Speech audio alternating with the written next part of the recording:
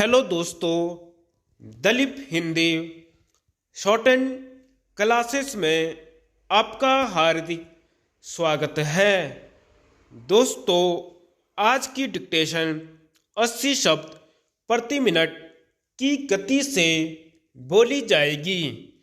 Dictation start करते हैं 5 second बाद। उपाध्यक्ष महोदय, आप सब जानते हैं कि हिंदी हमारी राष्ट्रभाषा और राजभाषा दोनों है। राजभाषा वह है जिसमें किसी भी देश की सरकार का कामकाज चलता है। भारत में पिछले कई दशकों से अंग्रेजी ही राजभाषा रही है और सरकार के सारे कामकाज अंग्रेजी में ही चलाए जा रहे हैं।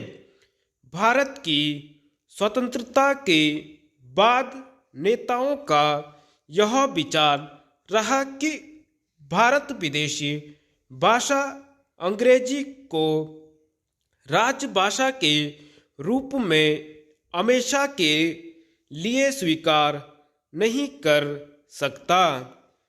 जब देश अपना हो गया तो उसकी राजभाषा भी अपनी ही होनी चाहिए। महात्मा गांधी, जवाहरलाल नेहरू जैसे नेताओं का मत था कि भारत में हिंदी बहुमत से बोली और समझी जाती है, इसलिए हिंदी ही राजभाषा बन सकती है। भारत सरकार ने 1963 में राजभाषा अधिनियम बनाया। इसके अनुसार सरकार के सभी काम अंग्रेजी के साथ साथ हिंदी में भी किए जाने लगे। सरकार के मंत्रालयों और कार्यालयों में इसका पालन होने लगा। अब देखेंगे बैंकों में हिंदी का प्रयोग कब से और क्यों कर होने लगा।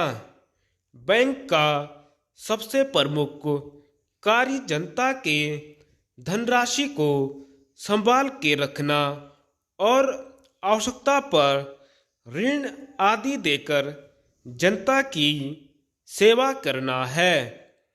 लेकिन आम तौर पर अमीर लोग ही बैंकों के हिस्सेदार थे और जब कभी उन्हें या उनकी जान पहचान वालों को उद्योग धंधों के लिए अधिक रकम की आवश्यकता पड़ती तो बैंकों से लाखों करोड़ों में ऋण ले लिया करते थे। सरकार ने अनुभव किया कि बैंकों में जमा धनराशि का सही उपयोग तभी हो सकता है जबकि वह धन चुने हुए कुछ व्यक्तियों के बीच न बांटा जाकर जनता के एक ऐसे क्षेत्र में वितरित किया जाए जो अमीर नहीं हैं लेकिन जिनके पास छोटे मोटे धंधे हैं, छोटी सी जमीन है पर उसे बढ़ाने के साधन नहीं हैं।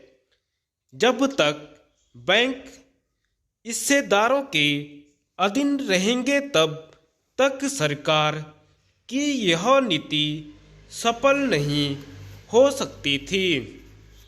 इसलिए सरकार ने 2 करोड़ से अधिक जमा राशियां जिन बैंकों में है उन्हें राष्ट्रीयकृत करने का निश्चय किया। इसके परिणाम स्वरूप 19 जुलाई के दिन 14 बैंकों का राष्ट्रीयकरण हुआ।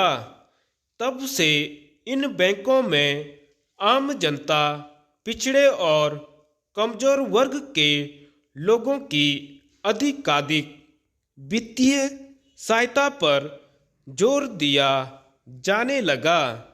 राष्ट्रीयकरण के बाद बैंकों की अधिकांश शाखाएं ग्रामीण और अर्ध शहरी क्षेत्रों में खोली जाने लगीं। धन्यवाद।